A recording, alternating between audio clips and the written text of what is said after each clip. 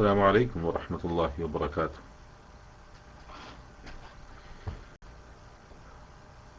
الحمد لله والصلاة والسلام على رسول الله وعلى آله وصحبه أجمعين. ബഹുമാന്യ സഹോദരങ്ങളെ,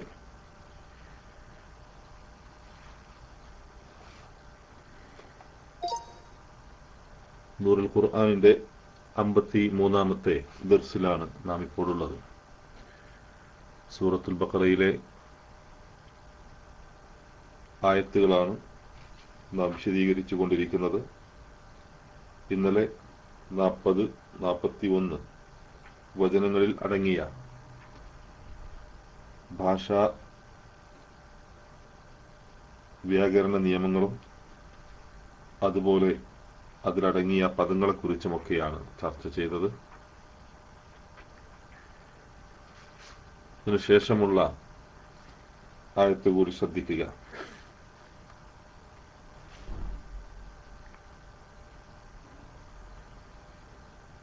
أعوذ بالله من الشيطان الرجيم.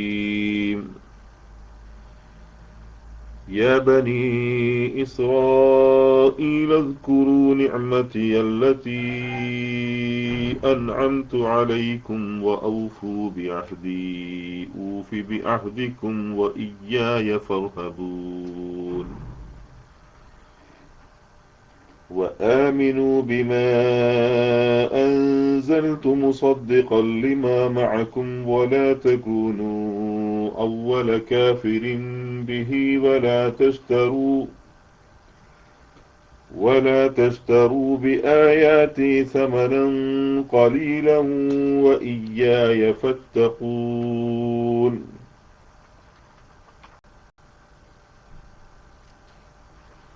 ولا تلبسوا الحق بالباطل وتكتموا الحق وأنتم تعلمون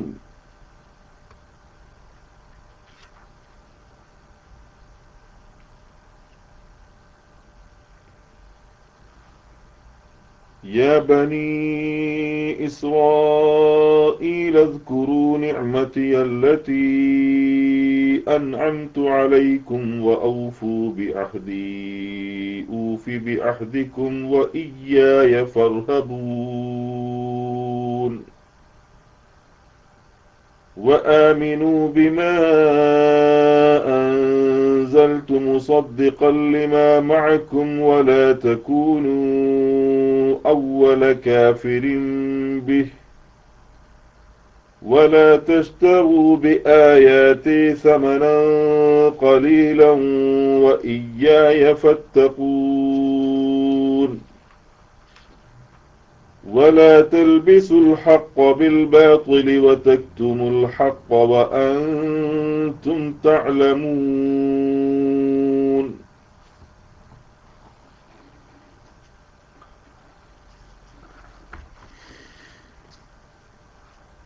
ഇന്നലെ അവസാനമായി നമ്മൾ വിശദീകരിച്ചത് وآمنوا بما أنزلت مصدقا لما معكم ولا تكونوا أول كافر به ولا تشتروا بآياتي ثمنا قليلا وإياي فاتقون. ഈ ആയത്തിലടങ്ങിയ അതിലെ വ്യാകരണ നിയമങ്ങളാണ് നമ്മൾ പഠിച്ചത്. ഇന്ന് ولا تلبسوا الحق بالباطل وتكتموا الحق وأنتم تعلمون എന്ന ആയത്താണ് പഠിക്കാനുള്ളത്.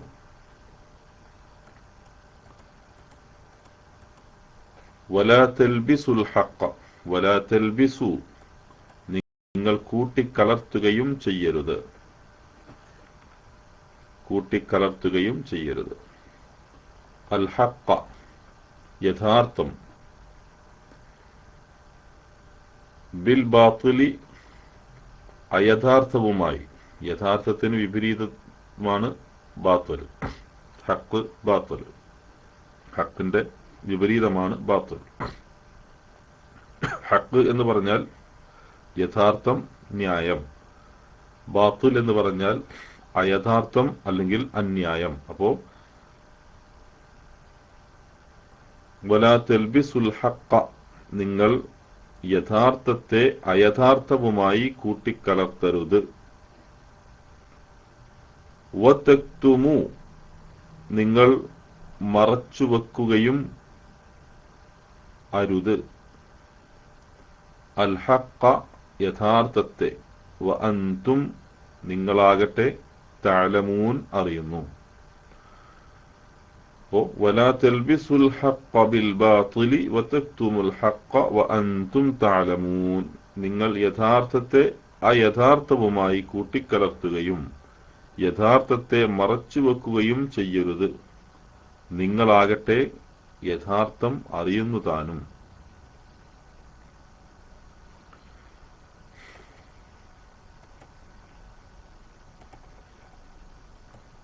ഇവിടെ വലാ തൽബിസു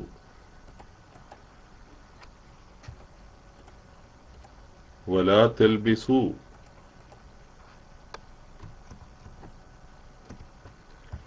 വലാ തൽബിസു എന്ന് പറഞ്ഞുകൊണ്ടാണ് തുടങ്ങുന്നത്. ഓക്കെ, വലാ തൽബിസു. വാവിനെ സംബന്ധിച്ചിടത്തോളം നിങ്ങൾക്കറിയാം എന്താണ് വാവ്.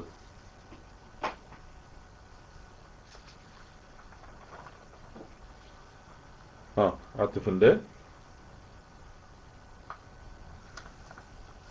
വാവാണ്. ഓക്കെ, ആത്തിഫിന്റെ വാവാണ്. ലാ എന്ന് പറഞ്ഞാൽ ലാ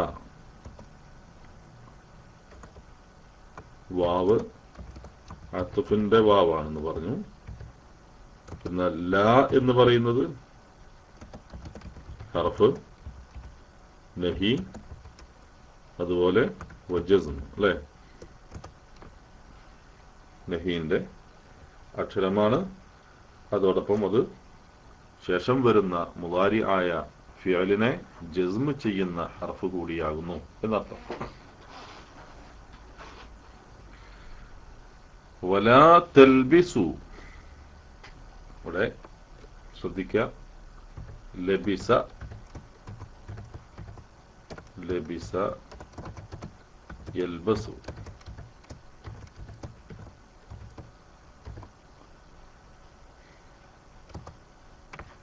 എന്ന് പറഞ്ഞാൽ ധരിച്ചു, വസ്ത്രം ധരിക്കുന്നതിന് ലബിസ യൽബസു എന്ന് പറയും.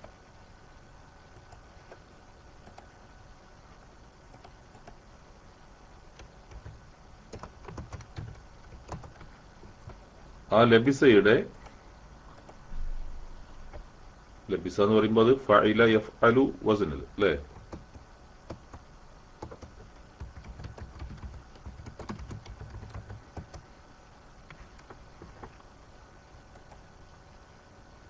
അപ്പൊ അത് അൽബസ എന്ന് പറയുമ്പോൾ അത് അഫ്അല വസ്നിലാണ് വരുന്നത്. ലബിസയിൽ നിന്നുണ്ടാകുന്ന അൽബസ അൽബസ യുൽബിസു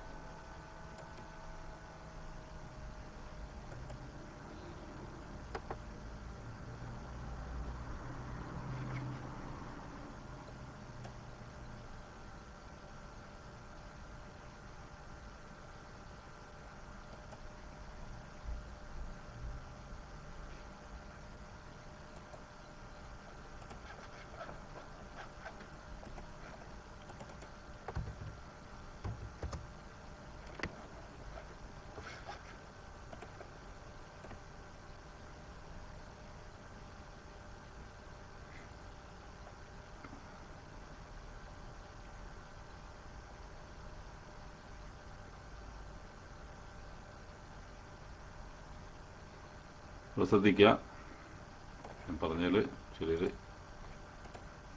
അബദ്ധമുണ്ട്.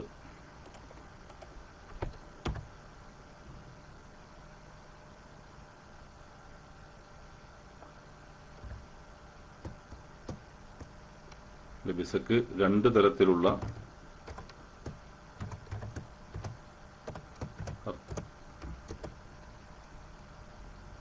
ലബിസ ഞാൻ നേരത്തെ പറഞ്ഞതുപോലെ യൽബസു,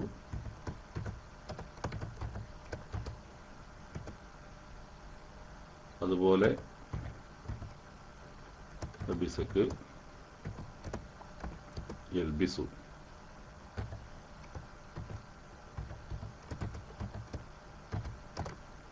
ലബിസക്ക് യൽബിസു.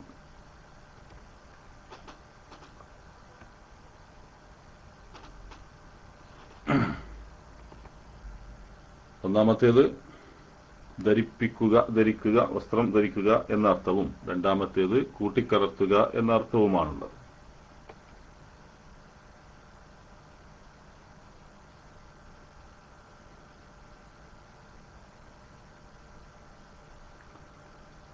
അപ്പോ ഇതിൽ യൽബിസു എന്നുള്ളത് യൽബിസു, യൽബിസാനി, യൽബിസൂന, യൽബിസു, യൽബിസാനി, യൽബിസ്ന എന്ന് തുടങ്ങുന്ന തൽബിസു, തൽബിസാനി, തൽബിസൂന എന്നതിൽ നിന്നാണ് തൽബിസൂന,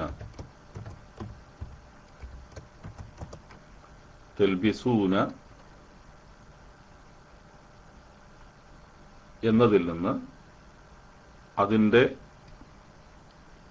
നഹി ലാ എന്ന് മുമ്പിൽ വന്നു കഴിഞ്ഞാൽ ശേഷം വരുന്ന ഫിഅ്ൽ മുളാരിയിലുള്ള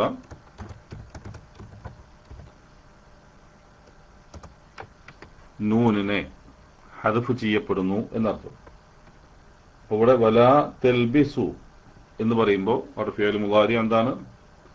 മജ്സൂമായി മാറുന്നു എന്നർത്ഥം. വലാ തെൽബിസു അത് മജ്സൂമായി മാറുന്നു. അപ്പോൾ ഇവിടെ അർത്ഥം എന്താണ്? കൂട്ടിക്കലർത്തരുത് എന്നർത്ഥം. കൂട്ടിക്കലർത്തരുത് എന്നർത്ഥം. വലാ തെൽബിസു നിങ്ങൾ കൂട്ടിക്കലർത്തുകയും ചെയ്യരുത്. ബിഹദ്ഫിൻ നൂൻ. ഓക്കെ. അപ്പോ ഫിഅ്ൽ മുളാരി മജ്സൂം അല്ലേ? അപ്പോ തെൽബിസു എന്ന് പറയുന്നത് ഫിഅ്ൽ മുളാരി മജ്സൂമാണ് ബിഹദ്ഫിൻ നൂൻ. പിന്നെ വാവുൽ ജമാഅത്ത്, വാവുൽ ജമാഅത്ത് എന്താണ് അവിടെ? ളമീർ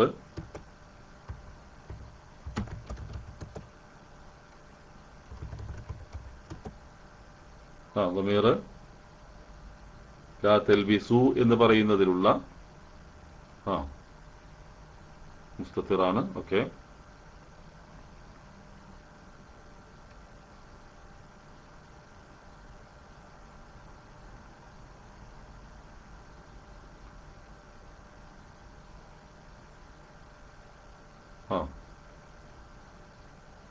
മബ്നിയുൻ അല സുകൂൻ ആണ്. ഫീ മഹല്ല് റഫ്അ ഫാഇൽ അല്ലേ? വലാ തൽബിസു നിങ്ങൾ കൂട്ടിക്കലർത്തരുത്. അൽ ഹഖ, അൽ ഹഖ, അൽ ഹഖ. ولا تلبسوا الحق مفعول به منصوب, مفعول به منصوب ആകുന്നു. ശരി.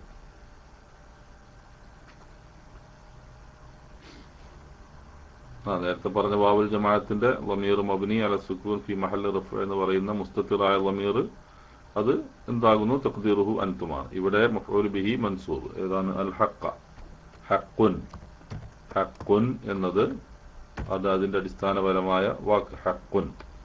അതിലേക്ക് അലിഫ് ലാമിനെ ചേർത്തു, അത് മഅരിഫയായി അൽ ഹഖു എന്നായി.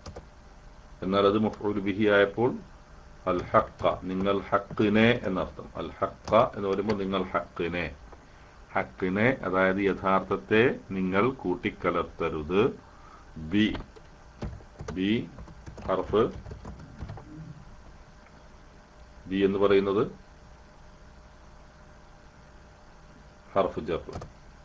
ഓക്കെ.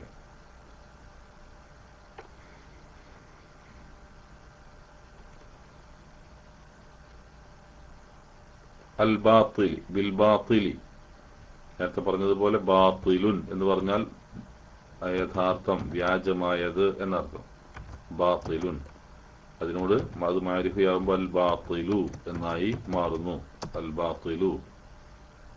പക്ഷെ ഇവിടെ ഹർഫ് ജർ മുമ്പിൽ വന്നതുകൊണ്ട് അത് ബിൽ ബാത്തിലി എന്നായി മാറുന്നു. ബി വന്നതുകൊണ്ട് മുമ്പിൽ ബി എന്ന ഹർഫ് ജർ വന്നപ്പോൾ ബാത്തിൽ എന്തായി മാറി? അത് ഇസ്മ് മജ്റൂറായി മാറി അല്ലെ? ഇസ്മ് മജ്റൂറായി മാറി. അപ്പോ അൽ ബാത്തിൽ ഇവിടെ എന്താണ്? ഇസ്മു മജ്റൂറാണ്. അതുകൊണ്ടാണ് അതിന് ഹർഫ് പിന്നെ അതിന് കസ്ർ നൽകിയിട്ടുള്ളത്. പിന്നെ വതക്തുമു വതക്തുമു വതക്തുമു വതക്തുമു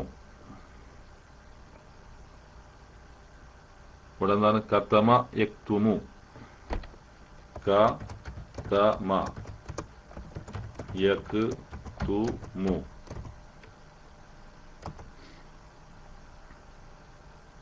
മറച്ചു വെക്കുക, ഒളിപ്പിച്ചു വെക്കുക ആണ് കത്തമ. യക്തുമു മറച്ചു വെക്കുക. യക്തുമു അതിൽ നിന്ന് യക്തുമു, യക്തുമാനി, യക്തുമൂന, തക്തുമു, തക്തുമാനി, യക്തുംന. പിന്നെ തക്തുമു, തക്തുമാനി, തക്തുമൂന അല്ലെ? തക്തുമൂന നിങ്ങൾ മറച്ചു വെക്കുന്നു. നേരത്തെ തെൽബിസൂന എന്ന് പറഞ്ഞതുപോലെ നിങ്ങൾ കൂട്ടിക്കലർത്തുന്നു. അത് തക്തുമൂന നിങ്ങൾ മറച്ചു വെക്കുന്നു എന്നർത്ഥം. ഇപ്പോ ഇവിടെ ഈ വാവ് സത്യത്തിൽ അതിനുശേഷം എന്താണ്? വലാ തൽബിസുൽ ഹഖ്ഖ ബിൽ ബാത്തിലി വലാ തക്തുമു എന്ന് അവിടെ വലാ തക്തുമു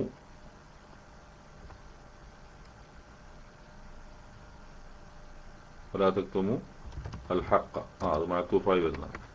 അപ്പോൾ വലാ തക്തുമു അൽ ഹഖ്ഖ എന്ന് യഥാർത്ഥത്തിൽ അവിടെ ഉണ്ട്. വലാ തക്തുമു നിങ്ങൾ മറച്ച് വെക്കു, സത്യത്തെ അല്ലെങ്കിൽ യഥാർത്ഥത്തെ മറച്ചു വെക്കുകയും ചെയ്യരുത് എന്നാണ്. പക്ഷെ ഇവിടെ ആദ്യം പറഞ്ഞ ലാം ഏത്? വലാ തൽബിസുൽ ഹഖ്ഖ ബിൽ ബാത്തിലി എന്നതിലേക്ക് തന്നെ അത് മഅ്തൂഫാക്കി മടക്കുന്നത് കൊണ്ട് പിന്നീട് ഒരു ലാമിനെ പറയേണ്ടതില്ല. നിങ്ങൾ കൂട്ടിക്കലർത്തുകയും മറച്ചു വെക്കുകയും ചെയ്യരുത്. അപ്പോ സത്യത്തിൽ മലയാളത്തിൽ പറയുമ്പോഴാണെങ്കിലും അങ്ങനെ തന്നെയാണല്ലോ വരിക. നിങ്ങൾ കൂട്ടിക്കലർത്തുകയും മറച്ചു വെക്കുകയും ചെയ്യരുത്. അപ്പൊ ഈ ചെയ്യരുത് എന്ന് വന്നത് മറച്ചു വെക്കുകയും എന്നതിനോട് മാത്രമായി. കൂട്ടിക്കലർത്തുകയും എന്ന് ആദ്യം അവിടെ പറഞ്ഞു, അതിന്റെ കൂടെ ചെയ്യരുത് എന്ന് പറഞ്ഞിട്ടില്ല. എന്നാ അങ്ങനെയും പറയാം, നിങ്ങൾ കൂട്ടിക്കലർത്തുകയും ചെയ്യരുത്, മറച്ചു വെക്കുകയും ചെയ്യരുത്. അപ്പൊ എന്തായി? വലാ തൽബിസുൽ ഹഖ്ഖ ബിൽ ബാത്തിലി വലാ തക്തുമുൽ ഹഖ്ഖ എന്ന് പറയുന്നത് പോലെ. ഇപ്പൊ ഞാൻ ഇവിടെ പറഞ്ഞല്ലോ വലാ തക്തുമുൽ ഹഖ്ഖ, അവിടെ വതക്തുമുൽ ഹഖ്ഖ എന്നേ ഉള്ളൂ. മനസ്സിലായി? വലാ തൽബിസുൽ ഹഖ്ഖ ബിൽ ബാത്തിലി വതക്തുമുൽ ഹഖ്ഖ വഅൻതും തഅലമൂൻ എന്ന് പറയുമ്പോൾ വലാ തൽബിസുൽ ഹഖ്ഖ ബിൽ ബാത്തിലി വലാ തക്തുമുൽ ഹഖ്ഖ എന്ന് പറയുമ്പോൾ നിങ്ങൾ സത്യത്തെ അസത്യവുമായി കൂട്ടിക്കലർത്തുകയും ചെയ്യരുത്, നിങ്ങൾ സത്യത്തെ ഒളിപ്പിച്ച് മറച്ചു വെക്കുകയും ചെയ്യരുത് എന്ന് പറയാം. പക്ഷെ അത് രണ്ടും നിങ്ങൾ സത്യത്തെ അസത്യവുമായി കൂട്ടിക്കലർത്തുകയും സത്യത്തെ മറച്ചു വെക്കുകയും ചെയ്യരുത് എന്ന് ഒരുമിച്ച് പറയുമ്പോൾ പിന്നീട് ആ ലാം അവിടെ പറയപ്പെടേണ്ടതില്ല എന്നുള്ളതാണ്. അതുകൊണ്ടാണ് ആ ലാം അവിടെ ഇല്ലാത്തത്. പക്ഷെ വതക്തുമു എന്നതിനിപ്പോ മുഹമ്മദ് അമാനി മൗലവിയൊക്കെ നൽകിയ അർത്ഥം ശരിക്കും നേരെ പരിശോധിച്ചാൽ അവിടെ വതക്തുമു എന്നത് അർത്ഥം നൽകിയപ്പോൾ നിങ്ങൾ മറച്ചു വെക്കുകയും ബ്രാക്കറ്റിൽ അരുത് എന്ന് പ്രത്യേകമായി എഴുതുകയും ചെയ്തു. കാരണം അരുത് എന്നതിന്റെ മീനിങ് ലാം അവിടെ ഉണ്ട്, ആ ലാമിന്റെ ഹുക്മ് അവിടെയുണ്ട്. അതുകൊണ്ടാണ് നൂന് ഹദ്ഫ് ചെയ്യപ്പെട്ടു പോകുന്നത്. വതക്തുമു എന്ന് പറഞ്ഞിട്ട് നൂന് പോയല്ലോ. തെക്തുമൂന എന്ന നൂന് പോകുന്നത് അതിൽ നഹി വന്നത് കൊണ്ട് തന്നെയാണ് എന്നതാണ്. അപ്പോൾ നേരത്തെ പറഞ്ഞ അതേ സംഭവം തന്നെ വലാ തൽബിസുൽ ഹഖ ബിൽ ബാത്തിൽ വതക്തുമു എന്ന് പറയുമ്പോൾ തെക്തുമു എന്ന് പറയുന്നത് ഫിഅൽ മുളാരിഅ മജ്സൂമാണ് ബിഹദ്ഫിൻ നൂനാണ് അല്ലേ. പിന്നെ അതിലെ വാവുൽ ജമാഅത്തും നേരത്തെ പറയപ്പെട്ടതുപോലെ തന്നെ ലമീർ എന്താകുന്നു. ഇനിയൊക്കെ നിങ്ങൾ കുറേശ്ശെ ടൈപ്പ് ചെയ്യാം. അതിന്റെ രണ്ടും തെക്തുമു എന്നതും അതുപോലെ തന്നെ തെക്തുമു എന്നതും അതുപോലെ അതിലെ വാവുൽ ജമാഅത്തും അതിന്റെ രണ്ടിന്റെയും ഹുക്മുകൾ അവിടെ നിങ്ങളൊന്ന് ടൈപ്പ് ചെയ്യുക.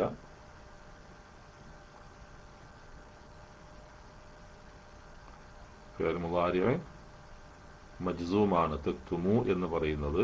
ഫിഅൽ മുളാരിഅ മജ്സൂമാണ് ബിഹദ്ഫിൻ നൂനി. ഓക്കെ, മാഷാ അല്ലാഹ്. എന്താണ് രണ്ടുപേര് മാത്രമേ ഉള്ളൂ ടൈപ്പ് ചെയ്യാൻ? ക്ലാസ് റൂമിൽ 128 പേര് ഇപ്പോഴുണ്ട്.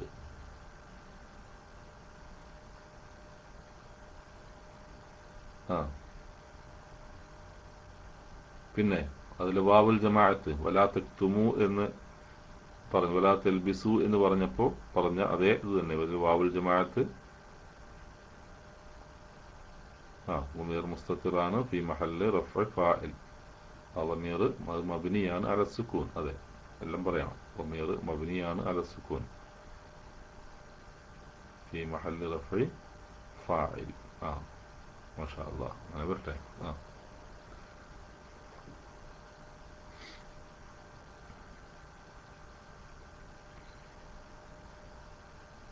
തഖ്ദീറുഹു അൻതും. അബു ഫായിസ ഫോണ്ട് ലാംഗ്വേജ് മാറിപ്പോയി. അറബിയിലടിച്ചു, പക്ഷേ ഇംഗ്ലീഷിലാണ് വന്നത്.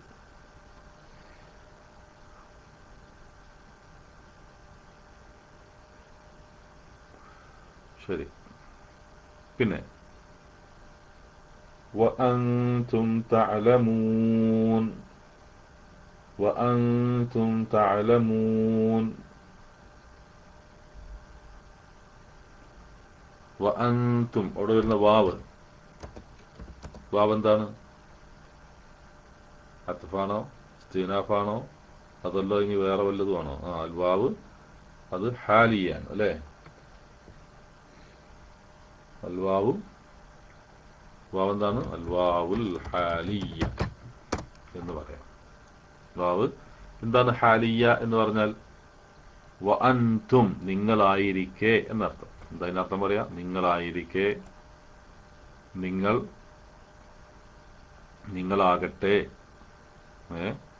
വഅൻതും നിങ്ങളാകുകയും ചെയ്യുന്നു എന്നർത്ഥത്തിലല്ല, നിങ്ങളാവട്ടെ, നിങ്ങളാകട്ടെ. നിങ്ങളുടെ ഹാലാണ് പറയുന്നത്. നിങ്ങളുടെ അവസ്ഥ എന്താണ്? അൻതും നിങ്ങൾ, അൻതും എന്ന് പറഞ്ഞാൽ നിങ്ങൾ, തഅലമൂൻ നിങ്ങൾ അറിയുന്നവരാകുന്നു എന്നർത്ഥം. അപ്പോ അവിടെ അൻതും എന്താണ്? അൻതും എന്നത്, അൻതും എന്ന് പറയുന്നത് എന്താണ്? ലമീർ മുൻഫസിലായി വന്ന ലമീറാകുന്നു. ഓക്കെ. പിന്നെ ലമീർ മുൻഫസിലാണ്. അൻതും എന്നതിന്റെ ബാക്കിയും കൂടി പറഞ്ഞോളൂ.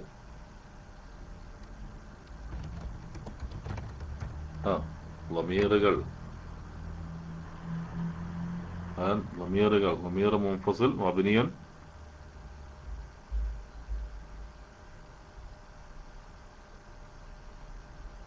مبني على السكون. ضمير منفصل مبني على السكون.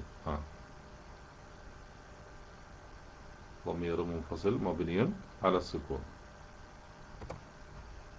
പിന്നെ കഴിഞ്ഞോ? ബാക്കി എന്താണ്?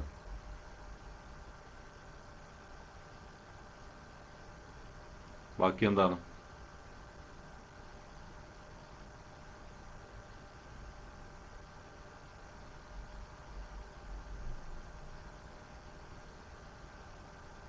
ഫി മഹല്ല് വഅൻതും എന്ന് പറയുന്നതിന്റെ മഹൽ എങ്ങനെ? വഅൻതും എന്ന് പറയുന്നത് ഫി മഹല്ല് നസ്ബാണോ?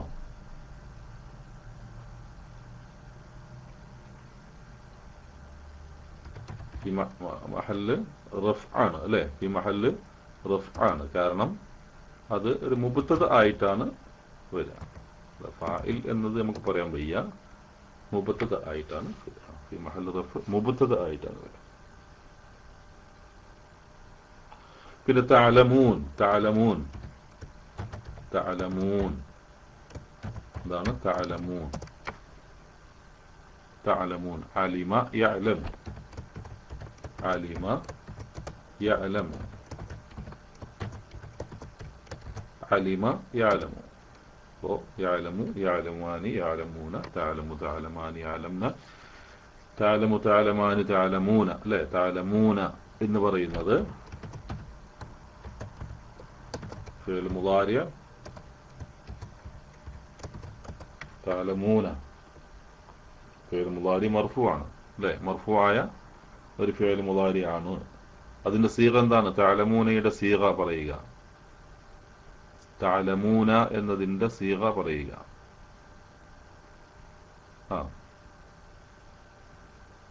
തഅലമൂനയുടെ സീഗ പറയുക. എന്താണ്?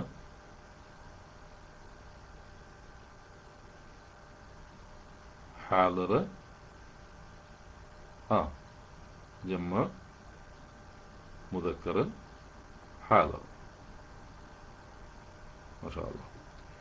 അപ്പോ തഅലമൂന നിങ്ങൾ അറിയുന്നവരായിരിക്കെ എന്ന് പറയുമ്പോൾ ആദ്യം പറഞ്ഞ മുബ്തദഇന് ശേഷം വരുന്ന ഖബർ കൂടിയാണ് തഅലമൂന എന്ന് പറയുന്നത് അല്ലേ.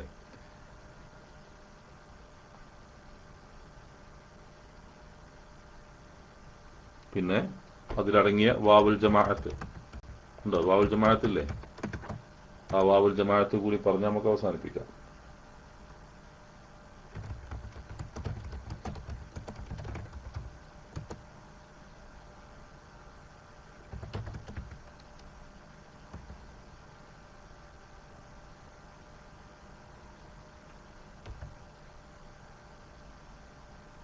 അല്ല, ഹാലല്ല, നമ്മൾ ഹാലിനെ കുറിച്ച് പറഞ്ഞില്ലല്ലോ. അത് ഖബർ, അത് മൊത്തം ആ ജുംല എടുക്കുമ്പോൾ അൻതും തഅലമൂൻ എന്ന് പറയുമ്പോൾ ആ ജുംലയിൽ വൽ ജുംലത്തു ഫീ മഹല്ലി റഫ്ഇ എന്ന് പറയാം, വൽ ജുംലത്തു ഫീ മഹല്ലി റഫ് ഖബർ എന്ന് പറയാൻ സാധിക്കും.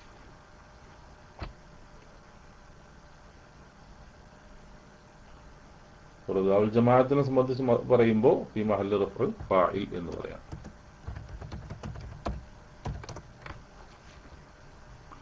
ഓക്കെ, ശരി. അപ്പോൾ വലാ തൽബിസുൽ ഹഖ വലാ തൽബിസുൽ ഹഖ ബിൽ ബാതിലി വതക്തുമുൽ ഹഖ വഅൻതും തഅലമൂൻ. അപ്പോൾ നമ്മൾ ഈ 3 ആയത്തുകളാണ് ഇപ്പോൾ ഇതിനാണ് പഠിച്ചത്. യാ ബനി ഇസ്രായീൽ ഉസ്കുറൂ നിഅമതി അല്ലതി അൻഅംതു അലൈക്കും വഔഫൂ ബിഅഹ്ദി ഊഫി ബിഅഹ്ദിക്കും വഇയ്യായ ഫർഹബൂൻ وآمنوا بما أنزلت مصدقا لما معكم ولا تكونوا أول كافر به ولا تشتروا بآياتي ثمنا قليلا وإياي فاتقون ولا تلبسوا الحق بالباطل وتكتموا الحق وأنتم تعلمون. ശരി, എന്താണ് ഈ ആയത്തിൽ അടങ്ങിയിട്ടുള്ള ആശയം എന്നതാണ് ഇനി നമുക്ക് പഠിക്കാനുള്ളത്. ഇവിടെ നേരത്തെ കഴിഞ്ഞ ക്ലാസ്സിൽ ഈ ആയത്ത് മുതലുള്ള 100ഓളം വചനങ്ങൾ അത് ബനു ഇസ്രായേൽ വിഭാഗത്തെ സംബന്ധിച്ച് പരാമർശിച്ചുകൊണ്ടുള്ള ആയത്തുകളാകുന്നു. അവർ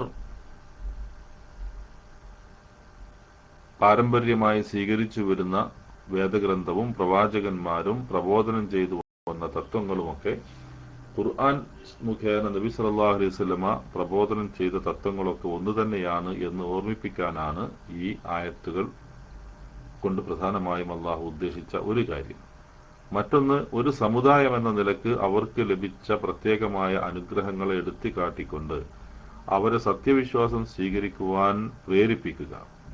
ഒരു സമൂഹം എന്നുള്ള നിലക്ക്, ബനു ഇസ്രായേൽ എന്ന ഒരു സമൂഹം എന്നുള്ള നിലക്ക് ആ സമൂഹത്തെ പ്രത്യേകമായി പേരെടുത്ത് പറഞ്ഞ് അവർക്ക് നേരത്തെ നൽകിയ പ്രത്യേകമായ അനുഗ്രഹങ്ങളെയൊക്കെ എടുത്തു കാട്ടിക്കൊണ്ട് അവരെ സത്യവിശ്വാസം സ്വീകരിക്കുവാൻ പ്രേരിപ്പിക്കുക. പിന്നീട് അവർ സന്മാർഗത്തിൽ നിന്ന് ബഹുദൂരം അകന്നു പോകുവാനും അള്ളാഹുവിന്റെ ശാപകോപങ്ങൾക്ക് പാത്രമാകുവാനും അവരിൽ നിന്നുണ്ടായ കാരണങ്ങളെ അവർക്ക് നിഷേധിക്കുവാനാകാത്ത വിധം തുറന്നു കാണിക്കുക എന്ന് പറഞ്ഞാൽ അള്ളാഹുവിന്റെ അനുഗ്രഹമൊക്കെ ധാരാളം ലഭിച്ചു. പിന്നീട് അതിനോട് നന്ദികേട് കാണിച്ചു. അപ്പോൾ അള്ളാഹുവിന്റെ ശാപകോപങ്ങൾക്ക് അവർ പാത്രമായി എന്നുള്ളതാണ്. അതിനുണ്ടായ കാരണങ്ങൾ എന്തൊക്കെയായിരുന്നു? അള്ളാഹുവിന്റെ ശാപകോപങ്ങൾക്ക് വിധേയമാകുവാനുള്ള കാരണങ്ങൾ എന്തൊക്കെയായിരുന്നു? ആ കാരണങ്ങൾ അവരുടെ കുറെ പ്രവൃത്തികൾ ആയിരുന്നു. അതിനവർക്ക് നിഷേധിക്കാനാവാത്ത വിധം തുറന്നു കാണിച്ചു കൊടുക്കുക. ഇനിയും അതേ രൂപത്തിൽ നിങ്ങൾ തുടരുകയാണെങ്കിൽ ഒരു രക്ഷയും നിങ്ങൾക്ക് ലഭിക്കില്ല എന്ന കാര്യം പ്രത്യേകം അവരെ ഓർമ്മപ്പെടുത്തുക. അതുപോലെ തന്നെ അവരിൽ നിലവിലുള്ള അന്ധവിശ്വാസങ്ങളും അഴിമതികളും ചൂണ്ടിക്കാണിക്കുക. അവർ നടത്തിക്കൊണ്ടിരിക്കുന്ന ക്രയവിക്രയങ്ങളിലും അതുപോലെ അവരുടെ ഇടപാടുകളിലുമുള്ള യാതൊരു മര്യാദയുമില്ലാത്ത കാര്യങ്ങളും അതുപോലെ അവർ സ്വീകരിച്ചിട്ടുള്ള അന്ധവിശ്വാസങ്ങളെക്കുറിച്ചും ചൂണ്ടിക്കാണിക്കുക എന്നുള്ളതാണ്. അതുപോലെ തന്നെ ഇനി അവരല്ലാത്ത ആളുകൾ അവരുടെ ഈ ദുസ്സമ്പ്രദായങ്ങൾ കണ്ട് അവരെ അനുകരിച്ച് അവരുടെ പാരമ്പര്യമായി അവർ സ്വീകരിച്ചു പോരുന്ന ആചാരങ്ങളും അവരുടെ വാദങ്ങളും ഒക്കെ കണ്ടും അറിഞ്ഞും അതിൽ വഞ്ചിതരായി പോകാതിരിക്കുവാൻ ശ്രദ്ധിക്കുക. അത് മറ്റുള്ളവർക്കുള്ള ഒരു ഉപദേശമായിട്ട്. ഇങ്ങനെയുള്ള കാര്യങ്ങളാണ് യഥാർത്ഥത്തിൽ ഇവിടെ ബനു ഇസ്രായേൽ വിഭാഗത്തെ അള്ളാഹു പരാമർശിക്കുവാനുള്ള ഏറ്റവും പ്രധാനപ്പെട്ട ഉദ്ദേശം എന്ന കാര്യം നമ്മൾ ഈ ആയത്തുകൾ പഠിക്കുമ്പോൾ ഓർക്കുക. അപ്പോൾ ഇവിടെ ഈ ആയത്തിൽ പറഞ്ഞത് യാ ബനി ഇസ്രായീൽ അദ്കുറൂ നിഅമതി അല്ലതി അൻഅംതു അലൈക്കും വഔഫൂ ബിഅഹ്ദി ഊഫി ബിഅഹ്ദിക്കും വഇയ്യായ ഫർഹബൂൻ. ഇസ്രായേൽ സന്തതികളെ, യാ ബനി ഇസ്രായീല, ഇസ്രായേൽ സന്തതികളെ, ഞാൻ നിങ്ങൾക്ക് ചെയ്തു തന്നിട്ടുള്ളതായ എന്റെ അനുഗ്രഹത്തെ നിങ്ങൾ ഓർക്കുവിൻ. അതായത് എന്നോടുള്ള കരാർ നിങ്ങൾ നിറവേറ്റുകയും ചെയ്യുവിൻ. എന്നാൽ നിങ്ങളോടുള്ള കരാർ ഞാൻ നിറവേറ്റുന്നതാണ്, എന്നെ മാത്രം ഭയപ്പെടുകയും ചെയ്യുവിൻ. ഇവിടെ എന്താണ് ബനു ഇസ്രായേൽ എന്ന് പറയുന്നത്? ഞാൻ കഴിഞ്ഞ ക്ലാസ്സിൽ സൂചിപ്പിച്ചിട്ടുണ്ട്. ഇസ്രായേൽ എന്നത് മഹാനായ യാക്കൂബ് നബി അലൈഹി സ്വലാത്തു വസ്സലാമയുടെ മറ്റൊരു പേരാണ്. ആ പേര് എടുത്തു പറഞ്ഞുകൊണ്ട് ആ വിഭാഗത്തെ അല്പം ഉയർത്തി കാണിക്കുക. എന്നിട്ട് നിങ്ങൾ പ്രവാചകനിലേക്ക് ചേർത്ത് പറയപ്പെടുന്ന ഒരു വിഭാഗമാകുന്നു എന്നുള്ളത് കൊണ്ട് തന്നെ നിങ്ങൾ ഒരു കാരണവശാലും പ്രവാചകാധ്യാപനങ്ങൾക്ക് വിരുദ്ധമായ പ്രവർത്തനങ്ങൾ നിങ്ങളുടെ ഭാഗത്തു നിന്ന് ഉണ്ടായിത്തീരാൻ പാടുള്ളതല്ല എന്ന കാര്യം അവരെ ഓർമ്മപ്പെടുത്തുകയാകുന്നു യഥാർത്ഥത്തിൽ ഇവിടെ ചെയ്യുന്നത്. മഹാനായ മുഹമ്മദ് അമാനി മൗലവി നൽകിയ വിശദീകരണങ്ങൾ മാത്രം മതി യഥാർത്ഥത്തിൽ ഇതിന്റെ വിശദീകരണമായി നമുക്ക് മനസ്സിലാക്കുവാൻ. അദ്ദേഹത്തിന്റെ വിശദീകരണം നമ്മൾ കേൾക്കുക. പ്രവാചകവര്യനായ ഇബ്രാഹിം അലൈഹിസ്സലാത്തു വസ്സലാമിന്റെ പുത്രനായ ഇസ്ഹാഖ് നബിയുടെ മകൻ യാക്കൂബ് നബിയുടെ മറുപേരാണ് ഇസ്രായേൽ. അപ്പോ ഇബ്രാഹിം നബിയുടെ പുത്രനായ ഇസ്ഹാഖ് നബി, ആ ഇസ്ഹാഖ് നബിയുടെ മകനാണ് യാക്കൂബ് നബി. ആ യാക്കൂബ് നബിയുടെ മറ്റൊരു പേരാണ് ഇസ്രായേൽ. ഹിബ്രു ഭാഷയിലുള്ള ആ പേരിന്റെ അർത്ഥം അള്ളാഹുവിന്റെ അടിയാൻ എന്നാണെന്ന് പറയപ്പെടുന്നു. അപ്പൊ ഇസ്രായേൽ എന്ന ആ പദത്തിന്റെ അർത്ഥം അബ്ദുള്ള എന്ന രൂപത്തിലുള്ള അള്ളാഹുവിന്റെ അടിമ എന്ന പേരിൽ പറയപ്പെടുന്ന രൂപത്തിലുള്ള പേരാണ് ഇസ്രായേൽ എന്നാണ് ചൂണ്ടിക്കാണിക്കപ്പെടുന്നത്.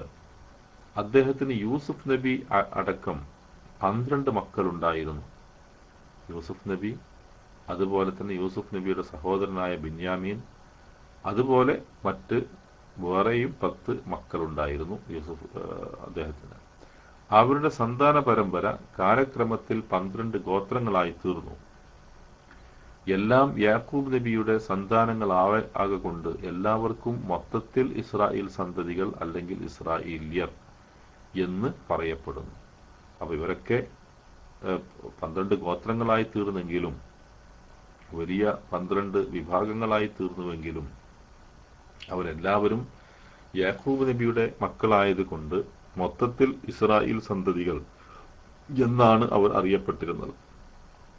ഖുർആൻ അവതരിക്കുന്ന കാലമാകുമ്പോഴേക്ക് ഏകദേശം 4000 കൊല്ലത്തെ ചരിത്രം അവർ പിന്നിട്ട് കഴിഞ്ഞിരുന്നു.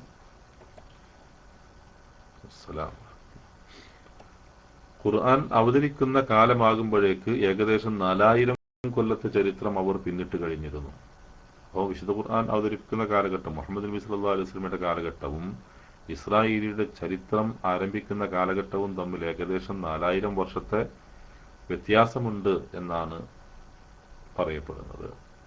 ഇസ്രായേലിയർ പൊതുവെ യഹൂദികളാണെങ്കിലും യഹൂദികളെ എന്നോ മറ്റോ സംബോധന ചെയ്യാതെ ഇസ്രായേൽ സന്തതികളെ എന്ന് അല്ലാഹു വിളിച്ചതിൽ അവർക്ക് വാസ്തവത്തിൽ ആവേശത്തിനും അഭിമാനത്തിനും വകയുണ്ട്. അപ്പോൾ യഹൂദികളെ എന്ന് പറയാതെ പകരം യാ ബനി ഇസ്രായേൽ, ബനു ഇസ്രായേൽ, ഇസ്രായേലിന്റെ സന്തതികളെ എന്ന് വിളിച്ചത് കൊണ്ട് 2 കാര്യങ്ങളാണ് യഥാർത്ഥത്തിലുള്ളത്. ഒന്ന്, അവരെ അമാനിമോലി ഇവിടെ പറഞ്ഞതുപോലെ അവരെ ഒന്ന് ഉയർത്തുന്നതിന് വേണ്ടി അവർക്ക് അഭിമാനത്തിനും ആവേശത്തിനും വക നൽകിക്കൊണ്ടുള്ള ഒരു സംബോധന. പിന്നെ രണ്ടാമത്തേത്, അങ്ങനെ വിളിക്കപ്പെടുമ്പോൾ പ്രവാചക അധ്യാപനങ്ങൾക്ക് വിരുദ്ധമായി അവർ പ്രവർത്തിക്കുന്ന ആ പ്രവർത്തനങ്ങളെ ചൂണ്ടിക്കാണിക്കുന്നതിന് വേണ്ടി നിങ്ങൾ പ്രവാചകന്റെ മക്കളാകുന്നു, പ്രവാചകന്റെ സന്താന പരമ്പരയിൽ വന്നവരാകുന്നു, അതുകൊണ്ട് ഒരിക്കലും നിങ്ങളുടെ ഭാഗത്തു നിന്ന് ധിക്കാരപരമായ സമീപനങ്ങൾ ഉണ്ടാവാൻ പാടില്ല എന്ന് ഓർമ്മിപ്പിക്കൽ കൂടിയാകുന്നു അത്. അപ്പൊ സർവാദരണീയനും ഒരു പ്രവാചകവര്യനുമായ ആ പിതാവിന്റെ സന്തതികളായ നിങ്ങൾ അദ്ദേഹം സ്വീകരിച്ചു വന്നിരുന്ന ആ നേർമാർഗം സ്വീകരിക്കേണ്ടവരാണല്ലോ എന്ന് വ്യംഗ്യമായ ഒരു സൂചനയും അതിലുണ്ട് എന്ന്.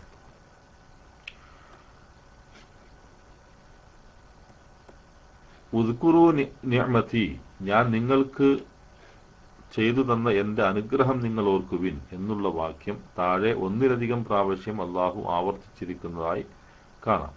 ഇതര സമുദായങ്ങൾക്കൊന്നും ലഭിച്ചിട്ടില്ലാത്ത എത്രയോ വമ്പിച്ച അനുഗ്രഹങ്ങൾ നിങ്ങൾക്ക് ഞാൻ ചെയ്തു തന്നിട്ടുണ്ടെന്ന് നിങ്ങൾക്കറിയാം. ബനു ഇസ്രായേൽ വിഭാഗത്തിന് അള്ളാഹു ധാരാളം അനുഗ്രഹങ്ങൾ നൽകിയിട്ടുണ്ട് എന്നുള്ളതാണ്. ആ അനുഗ്രഹങ്ങളെ നിങ്ങൾ വിസ്മരിക്കാൻ പാടുള്ളതല്ല. അവയെ നിങ്ങൾ ഓർമ്മിക്കുന്ന പക്ഷം നിങ്ങൾ ഒരിക്കലും നന്ദി കെട്ടവരും ദുർമാർഗികളുമായിരിക്കുവാൻ പാടില്ലാത്തതാണ്. കാരണം അതിന് മാത്രമുള്ള അനുഗ്രഹങ്ങൾ നിങ്ങൾക്ക് ചെയ്തു തന്നിട്ടുണ്ട്. അതുകൊണ്ട് നിങ്ങൾ ആ അനുഗ്രഹത്തെ ഒന്ന് ഓർത്തു നോക്കുവിൻ എന്നാണ് ഈ പറഞ്ഞതിന്റെ അടിസ്ഥാനം. എന്തൊക്കെയാണ് യഥാർത്ഥത്തിൽ അവർക്ക് നൽകിയ അനുഗ്രഹങ്ങളിൽ ഏറ്റവും പ്രധാനപ്പെട്ടത്? ഫിർഔനിന്റെ അടിമത്വത്തിൽ നിന്നും മർദ്ദനത്തിൽ നിന്നുമുള്ള അത്ഭുതകരമായ മോചനം. കാരണം ബനു ഇസ്രായേൽ വിഭാഗത്തിൽ ജനിക്കുന്ന ഓരോ കുഞ്ഞിനെയും ആൺകുഞ്ഞിനെയും വധിച്ചു കളയണമെന്ന ഫിർഔനിന്റെ കൽപ്പന നിലനിൽക്കുന്ന ഒരു കാലഘട്ടം.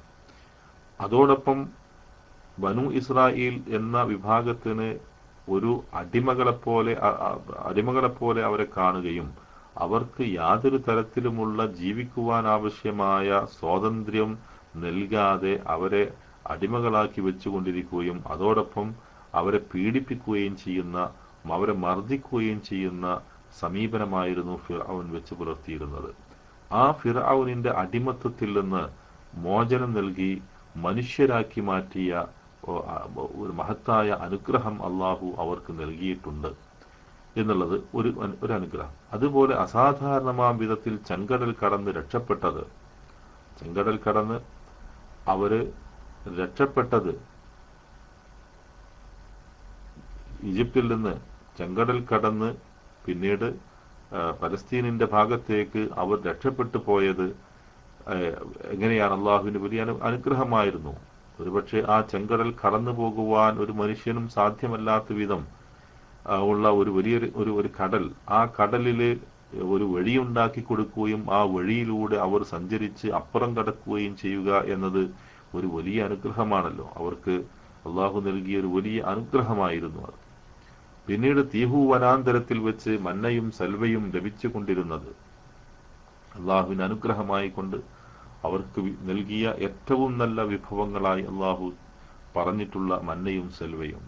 അതുപോലെ പാറക്കല്ലിൽ നിന്ന് ഓരോ ഗോത്രങ്ങൾക്കുമായി 12 നീരുറവുകൾ പൊട്ടി ഒഴുകിയത്.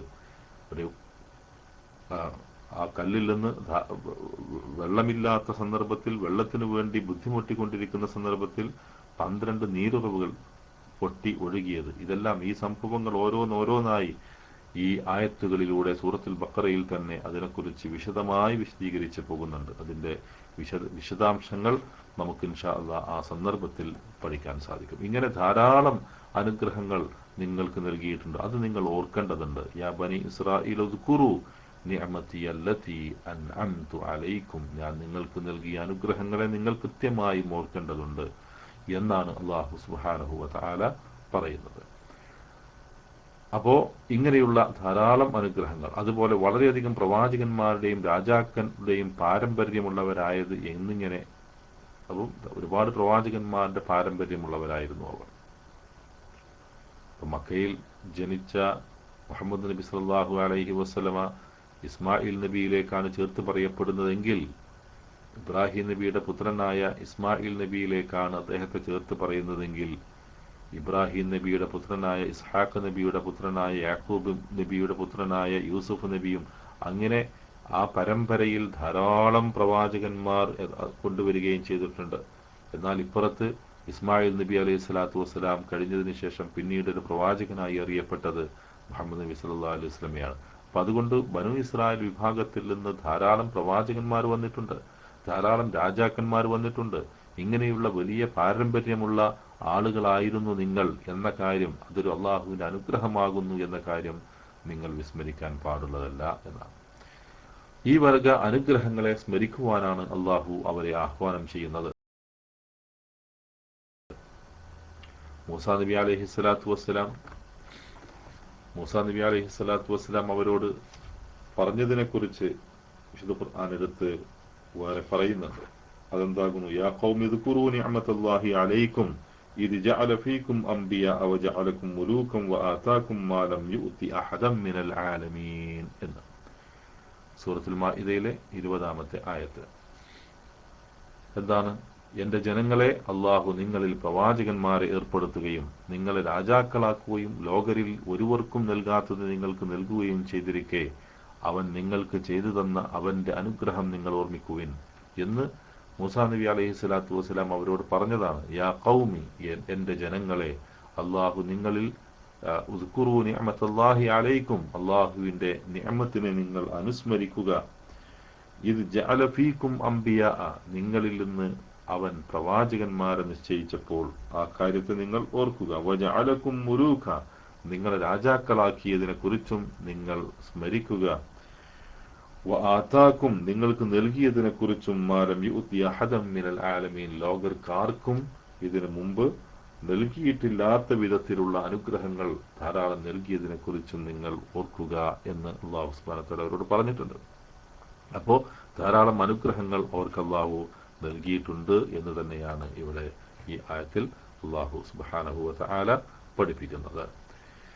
ഇനി അതിനുശേഷം പിന്നീട് പറയുന്നത്, എന്നോടുള്ള കരാർ ഔഫൂ ബി അഹ്ദി ഊഫി ബി അഹ്ദിക്കും എന്ന് പറഞ്ഞത്, എന്നോടുള്ള കരാർ അഥവാ പ്രതിജ്ഞ നിറവേറ്റിയാൽ നിങ്ങളോടുള്ള കരാർ ഞാൻ നിറവേറ്റും എന്ന് പറഞ്ഞതിന്റെ താല്പര്യം പലരും പല പ്രകാരത്തിൽ വിവരിച്ച് കാണാമെങ്കിലും ഭൂരിപക്ഷം വ്യാഖ്യാതാക്കൾ സ്വീകരിച്ചു വരുന്ന വ്യാഖ്യാനം ഇങ്ങനെയാണ്: നിങ്ങളോട് ഞാൻ കൽപ്പിച്ചതെല്ലാം നിങ്ങൾ അനുഷ്ഠിക്കുകയും വിരോധിച്ചതെല്ലാം നിങ്ങൾ ഉപേക്ഷിക്കുകയും ചെയ്യുവാൻ നിങ്ങൾ ബാധ്യസ്ഥരാണ്.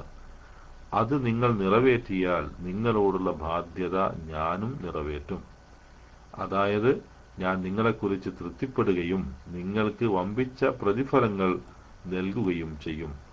മറ്റുള്ള അഭിപ്രായങ്ങളെല്ലാം ഭൂരിപക്ഷത്തിന്റെ ഈ വ്യാഖ്യാനത്തിൽ നിന്ന് പുറത്തു പോകുന്നില്ലെന്ന് വാസ്തവം. അപ്പൊ ഇവിടെ ഔഫു ബി അഹ്ദി ഊഫി ബി അഹ്ദിക്കും എന്ന് അല്ലാഹു സുബ്ഹാനഹു വ തആല പറഞ്ഞത് എന്താണ്? നിങ്ങൾ എന്നോടുള്ള കരാർ നിറവേറ്റിയാൽ നിങ്ങളോടുള്ള കരാർ ഞാനും പൂർത്തിയാക്കും, നിറവേറ്റും എന്ന് പറഞ്ഞാൽ അതിന്റെ അർത്ഥം എന്താണ്? നിങ്ങൾ എന്നോടുള്ള കരാർ എന്താണ്?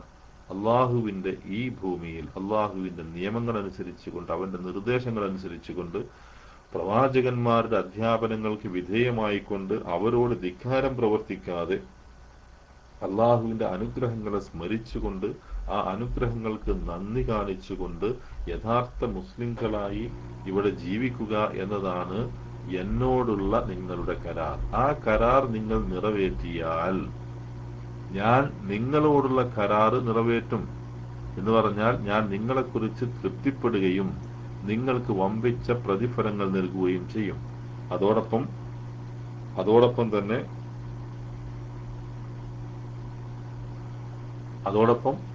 അള്ളാഹുവിന്റെ ധാരാളം അനുഗ്രഹങ്ങൾ വീണ്ടും വീണ്ടും അത് ആവർത്തിക്കപ്പെടുകയും ചെയ്യും എന്ന കാര്യം നമ്മൾ ഓർക്കേണ്ടതുണ്ട് എന്നാണ്. അപ്പൊ ഇങ്ങനെയുള്ള അനുഗ്രഹങ്ങളെ കുറിച്ച്, അതുപോലെ തന്നെ അല്ലാഹു സുബ്ഹാനഹു വ തആല അവർക്ക് നൽകിയ ധാരാളം വിഭവങ്ങളെ കുറിച്ച് ഇതെല്ലാം യഥാർത്ഥത്തിൽ നിങ്ങൾ ഓർക്കേണ്ടതുണ്ട് എന്നുള്ളതാണ്. അഹദ് എന്ന വാക്കിന്റെ അർത്ഥങ്ങളെപ്പറ്റി 27-ാമത്തെ വചനത്തിൽ നമ്മൾ പഠിച്ചിട്ടുണ്ട്. നമ്മൾ നേരത്തെ الذين ينقضون عهد الله من بعد ميثاقه ويقطعون ما أمر الله به أن يوصل ويفسدون في الأرض أولئك هم الخاسرون എന്ന 27-ാമത്തെ ആയത്തിൽ അഹദിനെ കുറിച്ച് നമ്മൾ വിശദീകരിച്ചിട്ടുണ്ട്. അക്കാര്യം ഓർക്കുക. പിന്നെ വൗഫു ബിഅഹദി ഊഫു ബിഅഹദികും വഇയ്യായ ഫർഹബൂൻ വആമിനു ബിമാ അൻസൽതു മുസദ്ദിഖൻ ലിമാ മഅകും എന്ന് പറഞ്ഞാൽ നിങ്ങൾ വിശ്വസിക്കുക, ബിമാ അൻസൽതു മുസദ്ദിഖൻ ലിമാ മഅകും, നിങ്ങളുടെ കൂടെയുള്ളതിനെ സത്യപ്പെടുത്തിക്കൊണ്ട് എന്ന് അല്ലാഹു പറഞ്ഞത്. നിങ്ങളുടെ കൂടെയുള്ളത് എന്ന് പറഞ്ഞത് അവരുടെ വേദഗ്രന്ഥത്തെ ഉദ്ദേശിച്ചും അതിനെ സത്യമാക്കിക്കൊണ്ട് ഞാൻ അവതരിപ്പിച്ചത് എന്ന് പറഞ്ഞത് ഖുർആനെ ഉദ്ദേശിച്ചുമാകുന്നു. അപ്പോ നിങ്ങളുടെ കൂടെയുള്ളത് എന്നും ബനൂ ഇസ്രായേലിനെ അഭിസംബോധന ചെയ്തുകൊണ്ട് പറയുമ്പോൾ അവരുടെ കൂടെയുള്ളത് ഏതാകുന്നു? തൗറാത്താകുന്നു. അതുപോലെ ഇഞ്ചീൽ മുതലായ വേദഗ്രന്ഥങ്ങളെ ഉദ്ദേശിച്ചുകൊണ്ടാകുന്നു. അതുകൊണ്ട് ആമിനു ബിമാ അൻസൽതു, ഞാൻ അവതരിപ്പിച്ചതിനെ നിങ്ങൾ വിശ്വസിക്കുക എന്ന് ഇവിടെ പറയുന്നത് ഖുർആനിനെ ഉദ്ദേശിച്ചുകൊണ്ടുമാകുന്നു. ആ ഖുർആൻ ആവട്ടെ മുസദ്ദിഖൻ ലിമാ മഅകും, നിങ്ങളെ ആമിനു ബിമാ അൻസൽതു മുസദ്ദിഖൻ ലിമാ മഅകും, നിങ്ങളുടെ കൂടെയുള്ളത്, നിങ്ങളുടെ കൂടെയുള്ളതിനെ സത്യമാക്കിക്കൊണ്ട് ഞാൻ അവതരിപ്പിച്ചിട്ടുള്ളതിൽ വിശ്വസിക്കുകയും, നിങ്ങളുടെ കൂടെയുള്ളതിനെ സത്യമാക്കിക്കൊണ്ടാണ് ഖുർആൻ അവതരിച്ചിട്ടുള്ളത്, അതിൽ നിങ്ങൾ വിശ്വസിക്കുക എന്ന് അല്ലാഹു സുബ്ഹാനഹു വ തആല അവരെ ഓർമ്മിപ്പിക്കുകയാണ് ചെയ്യുന്നത്. അപ്പോൾ നിങ്ങളുടെ കൂടെയുള്ളത് എന്ന് പറഞ്ഞത് അവരുടെ വേദഗ്രന്ഥത്തെ ഉദ്ദേശിച്ചും അതിനെ സത്യമാക്കിക്കൊണ്ട് ഞാൻ അവതരിപ്പിച്ചത് എന്ന് പറഞ്ഞത് ഖുർആനിനെ ഉദ്ദേശിച്ചുമാകുന്നു. തൗറാത്ത്, ഇഞ്ചീൽ മുതലായ എല്ലാ മുൻ വേദഗ്രന്ഥങ്ങളെയും ശരിവെക്കുന്നതാണല്ലോ ഖുർആൻ. തത്വങ്ങളിലും മൗലിക വിഷയങ്ങളിലും അവ പരസ്പരം യോജിക്കുന്നതും ഒന്നൊന്നിന്റെ സത്യത സ്ഥാപിക്കുന്നതുമാണെന്ന് സാരം.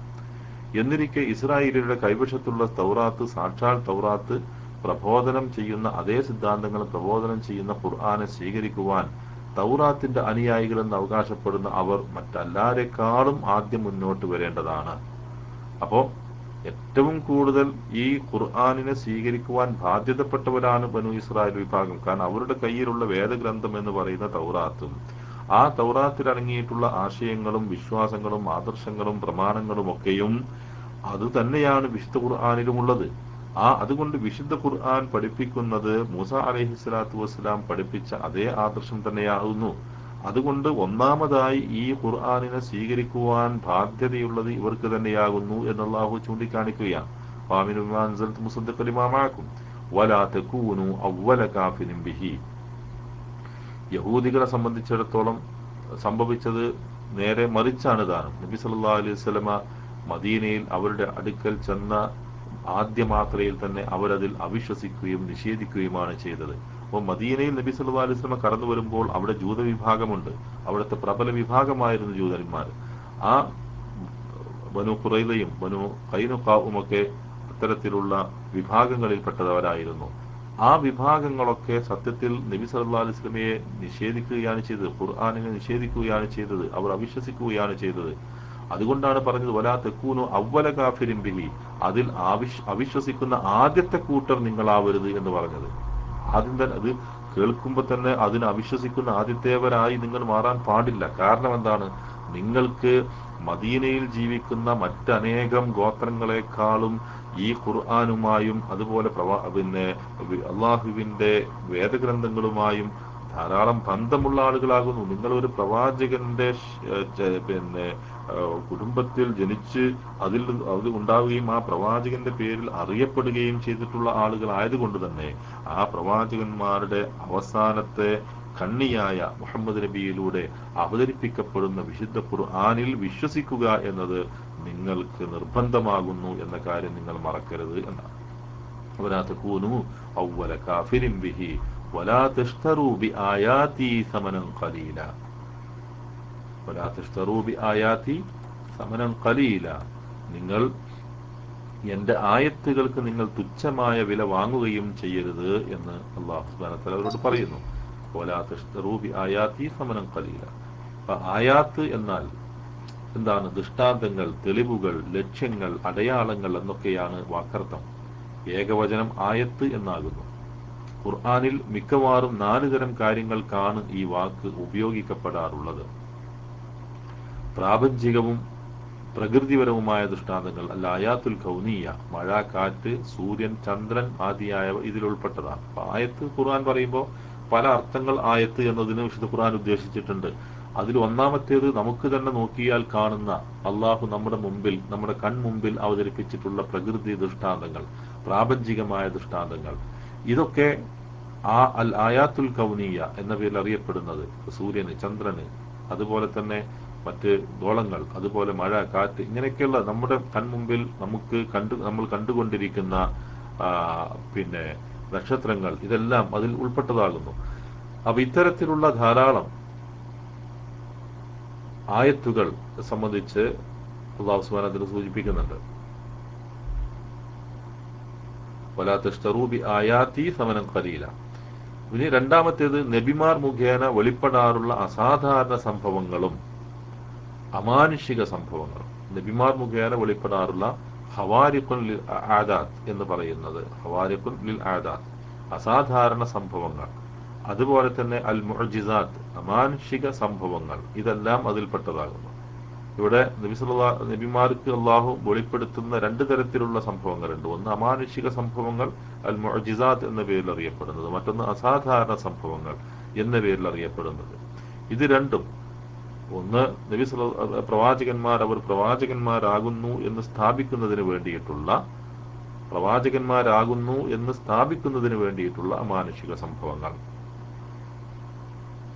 മറ്റൊന്ന് സാധാരണ നിലക്ക് സംഭവിക്കാത്ത, പതിവുകൾക്ക് വിപരീതമായി സംഭവിക്കുന്ന അസാധാരണ സംഭവങ്ങൾ. അത് പ്രവാചകന്മാരുടെ കൈകളാൽ അവരിലൂടെ സംഭവിക്കാറുണ്ട്. അതും ധാരാളം ഉദാഹരണങ്ങൾ നമുക്ക് കാണാൻ സാധിക്കും. അപ്പൊ ഇങ്ങനെ ആയാത്തുകൾ എന്ന് പറയുന്നത് ഈ രൂപത്തിലുണ്ട്. മൂന്നാമത്തേത് ഖുർആൻ വചനങ്ങളടക്കമുള്ള വേദവാക്യങ്ങൾ, ഖുർആൻ വചനങ്ങളടക്കമുള്ള ദൈവികമായ വചനങ്ങൾ ആയാത്തുകളുടെ പരിധിയിൽപ്പെടുന്നു. നാലാമത്തേത് ചരിത്ര സംഭവങ്ങൾ. ഇവയെല്ലാം തന്നെ ഒരു പ്രകാരത്തിൽ അല്ലെങ്കിൽ മറ്റൊരു പ്രകാരത്തിൽ സത്യം മനസ്സിലാക്കുവാനുള്ള അടയാളങ്ങളും തെളിവുകളുമാണ്.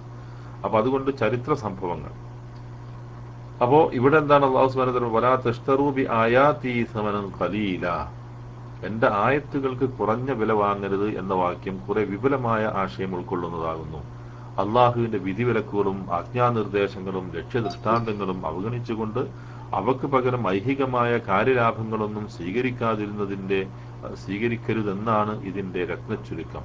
അപ്പോ അള്ളാഹുവിന്റെ ഈ വിധിവിലക്കുകളും അതുപോലെ ആജ്ഞാനിർദ്ദേശങ്ങളും ലക്ഷ്യദൃഷ്ടാന്തങ്ങളും ഒക്കെ അത് പവിത്രമായ നിയമങ്ങളാകുന്നു. അത് നമുക്ക് തുച്ഛ വിലക്ക് കൈമാറ്റം ചെയ്യപ്പെടാൻ സാധിക്കുന്ന കാര്യങ്ങളല്ല. അതിന് പകരം എന്തെങ്കിലുമൊക്കെ കൈക്കൂലി കൊടുത്ത് രക്ഷപ്പെടാൻ സാധിക്കുന്ന ഒരു കാര്യമല്ല. അതുകൊണ്ട് അവക്ക് പകരം ഐഹികമായ കാര്യലാഭങ്ങളൊന്നും സ്വീകരിക്കരുത് എന്നാണ് അതിന്റെ രത്നച്ചുരുക്കം എന്നർത്ഥം.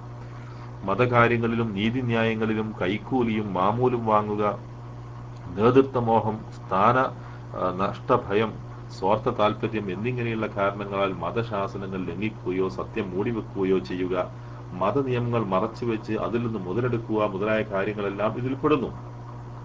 അപ്പൊ ഇത് തുച്ഛം വിലക്ക് വിൽക്കുക എന്ന് പറഞ്ഞിട്ട് ഉദ്ദേശിക്കുന്നത് എന്താണ്?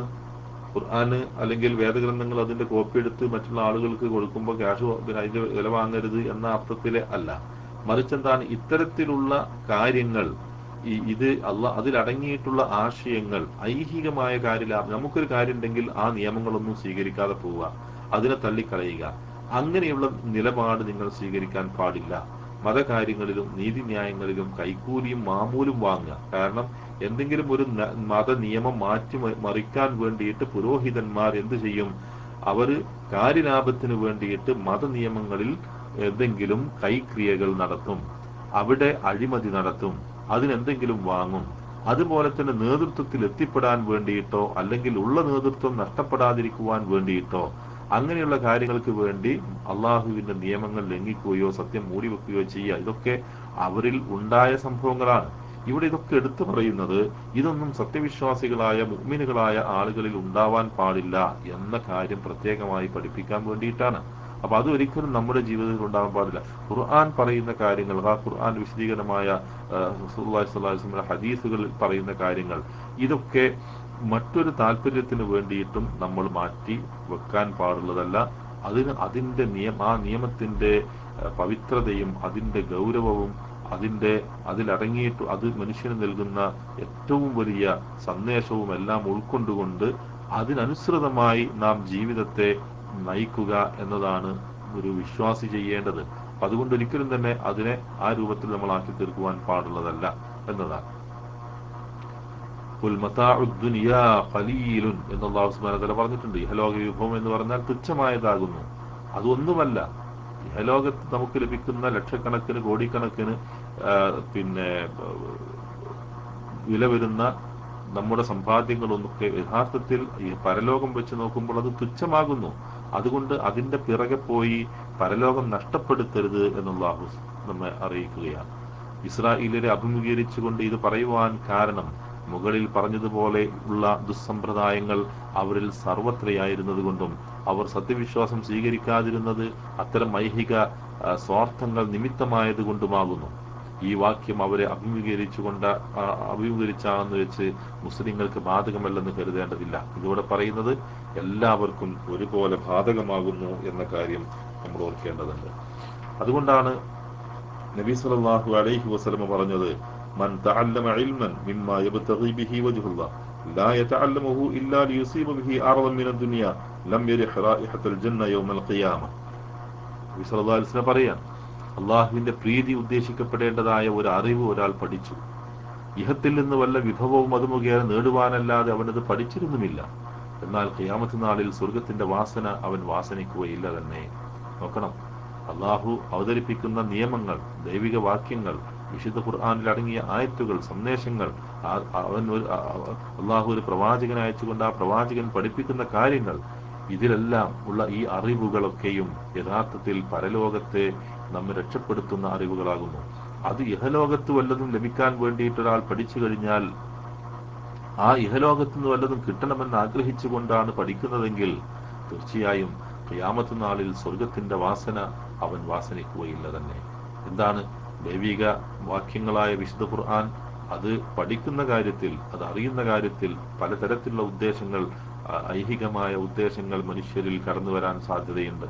കാരണം അതുവഴി പുരോഹിതന്മാർ സാധാരണ ചെയ്യുന്നത് പോലെ ഏതെങ്കിലും തരത്തിലുള്ള ഭൗതിക നേട്ടങ്ങൾ എന്ന് പറഞ്ഞാൽ സാമ്പത്തിക നേട്ടങ്ങളോ അതല്ലെങ്കിൽ മറ്റേതെങ്കിലും സ്ഥാനമാനങ്ങളോ ലഭിക്കാൻ വേണ്ടിയിട്ട് അത് പഠിക്കുക, ഏറ്റവും വലിയ പണ്ഡിതനാണെന്ന് അറിയപ്പെടാൻ വേണ്ടിയിട്ട് ഒരാൾ പഠിക്കുക, അതുപോലെ തന്നെ ഈ ഖുർആൻ ഇങ്ങനെ പഠിച്ചുകൊണ്ട് ആ പഠനത്തിലൂടെ ഞാനൊന്ന് ആളുകൾക്കിടയിൽ കുറച്ച് ഖുർആൻ പഠിച്ച ഒരാളാണ് എന്ന് ബോധ്യപ്പെടുത്താൻ വേണ്ടിയിട്ടോ അല്ലെങ്കിൽ അറിയപ്പെടാൻ വേണ്ടിയിട്ടുള്ള ആഗ്രഹങ്ങളോ മനസ്സിലുണ്ടായിത്തീരുക, ഇതൊക്കെയും നാളെ പരലോകത്ത് ഇതൊക്കെ നമുക്ക് നഷ്ടമാകുന്ന കാര്യങ്ങളാകുന്നു എന്ന കാര്യം നമ്മൾ മനസ്സിലാക്കണം. അതാണ് റസൂലുള്ളാഹി സ്വല്ലല്ലാഹു അലൈഹി വസല്ലം പറഞ്ഞത്. അതാണ് അബൂ ഹുറൈറ റളിയല്ലാഹു അൻഹു നിന്ന് ഉദ്ധരിക്കുന്ന, ഞാൻ നേരത്തെ ഇവിടെ വായിച്ചു കേൾപ്പിച്ച ആ ഹദീസിൽ ഇവിടെ നമുക്ക് മനസ്സിലാക്കാൻ സാധിക്കുന്നത്. അതുകൊണ്ട് ഒരു കാരണവശാലും അള്ളാഹുവിന്റെ പക്കൽ നിന്നുള്ള ആ പ്രതിഫലം ആഗ്രഹിച്ചുകൊണ്ടല്ലാത്ത മറ്റൊരു പഠനവും നമുക്കുണ്ടാവാൻ പാടുള്ളതല്ല. ആ അറിവിന്റെ ഉദ്ദേശം, അറിവ് സമ്പാദിക്കുന്നതിന്റെ ഉദ്ദേശം മാറിപ്പോവാൻ പാടുള്ളതല്ല. അത് ബനൂ ഇസ്രായേലുകൾക്ക് മാത്രം ബാധകമല്ല, അത് മുസ്ലിങ്ങൾക്കും ബാധകമാകുന്നു എന്ന കാര്യം നമ്മൾ കരുതേണ്ടതുണ്ട്. ഈ ഹദീസ് ഉദ്ധരിച്ചുകൊണ്ട് ഇബ്നു കസീർ റഹിമഹുല്ല പ്രസ്താവിച്ച ചില സംഗതികൾ അറിയുന്നത് സന്ദർഭോചിതമായിരിക്കും. അദ്ദേഹം പറയാണ്, മതപരമായ അറിവ് പഠിപ്പിച്ചു കൊടുക്കുവാൻ വേറെ ആളില്ലാത്ത ഒരാൾ നിയമിക്കപ്പെട്ടു കഴിഞ്ഞാൽ അത് പഠിപ്പിച്ചു കൊടുക്കുന്നതിന് അവൻ പ്രതിഫലം വാങ്ങുവാൻ പാടില്ല. ബൈത്തുൽ മാലിൽ നിന്ന്, പൊതുഭണ്ഡാരത്തിൽ നിന്ന് അവന്റെയും ഭാര്യ, മക്കൾ മുതലായവരുടെയും അത്യാവശ്യങ്ങൾക്കുള്ള വക അവന് സ്വീകരിക്കാം. ബൈത്തുൽ മാലിൽ നിന്ന് അത് ലഭിക്കാതിരിക്കുകയും അധ്യാപന വൃത്തി നിമിത്തം വേറെ ജോലിക്ക് സാധിക്കാതെ വരികയും ചെയ്താൽ പ്രതിഫലം വാങ്ങുന്നതിന് വിരോധമില്ല. ഈ രണ്ട് കാര്യങ്ങളാണ് ഇതിൽ നിന്ന് ഒരാള് ഏതെങ്കിലും തരത്തിൽ ഇതിന്റെ പേരിൽ വല്ലതും വാങ്ങുന്നുണ്ടെങ്കിൽ അതിൽ അനുവദിക്കപ്പെട്ട കാര്യം ഇത്ര മാത്രമേ ഉള്ളൂ എന്ന് സൂചിപ്പിക്കുകയാണ് അദ്ദേഹം ചെയ്യുന്നത്. അതായത് ഇതിന്റെ പേരിൽ ആരെങ്കിലും എന്തെങ്കിലും നൽകിയാൽ അത് സ്വീകരിക്കാൻ യഥാർത്ഥത്തിൽ യാതൊരു നിർവാഹവുമില്ല. അതേസമയം ബൈത്തുൽ മാലിൽ നിന്ന് അവന്റെയും ഭാര്യ, മക്കൾ മുതലായവരുടെയും അത്യാവശ്യങ്ങൾക്ക് വക അവന് സ്വീകരിക്കാം. ബൈത്തുൽ മാലിൽ നിന്ന് അത് ലഭിക്കാതിരിക്കുകയും അധ്യാപന നിവൃത്തി നിമിത്തം വേറെ ജോലിക്ക് സാധിക്കാതെ വരികയും ചെയ്താൽ, വേറെ ജോലിയൊന്നും കിട്ടാനില്ല, ജനങ്ങളിത് പഠിപ്പിച്ചു കൊടുക്കലാണ്, എന്നാൽ ബൈത്തുൽ മാലിൽ നിന്ന് കിട്ടുന്നുമില്ല, അങ്ങനെയാണെങ്കിൽ പ്രതിഫലം വാങ്ങുന്നതിന് വിരോധമില്ല എന്നുള്ളതാണ്. ഈ കാലഘട്ടത്തിൽ പ്രത്യേകിച്ചും മത നിയമങ്ങൾ പഠിപ്പിക്കുന്ന പണ്ഡിതന്മാര്, അതുപോലെ തന്നെ പ്രഭാഷകരും, അതുപോലെ എല്ലാവരും വളരെ അധികം നെഞ്ചത്ത് കൈവച്ചുകൊണ്ട് ചിന്തിച്ചു നോക്കേണ്ടുന്ന ഒരു വിഷയമാകുന്നു ഇത് എന്ന് സാന്ദർഭികമായി ഞാനിവിടെ സൂചിപ്പിക്കുകയാണ്. അനുഗ്രഹങ്ങളെ ഓർമ്മിക്കലും കരാറ് നിറവേറ്റലും എല്ലാവരുടെയും കടമയാണല്ലോ. അതിൽ പണ്ഡിതന്മാരും അല്ലാത്തവരും എന്ന വ്യത്യാസമില്ല. ആയത്തുകൾക്ക് തുച്ഛം വില വാങ്ങുന്ന വിഷയം പ്രധാനമായും പണ്ഡിതന്മാരെ ബാധിക്കുന്നതായിരിക്കും. ആ സ്ഥിതിക്ക് ബൈലാവി റഹിമഹുല്ല ചൂണ്ടിക്കാട്ടിയതുപോലെ ആദ്യത്തെ വചനത്തിന്റെ അവസാനത്തിൽ എന്നെ ഭയപ്പെടുവിൻ എന്നും രണ്ടാമത്തേതിന്റെ അവസാനത്തിൽ എന്നെ സൂക്ഷിക്കുവിൻ എന്നും വ്യത്യാസപ്പെടുത്തി പറഞ്ഞത് പ്രത്യേകം ശ്രദ്ധാർഹമാകുന്നു എന്ന് അദ്ദേഹം ചൂണ്ടിക്കാണിക്കുകയാണ്. അപ്പോൾ ഒന്നാമത്തേതിൽ ആയത്തുകളെ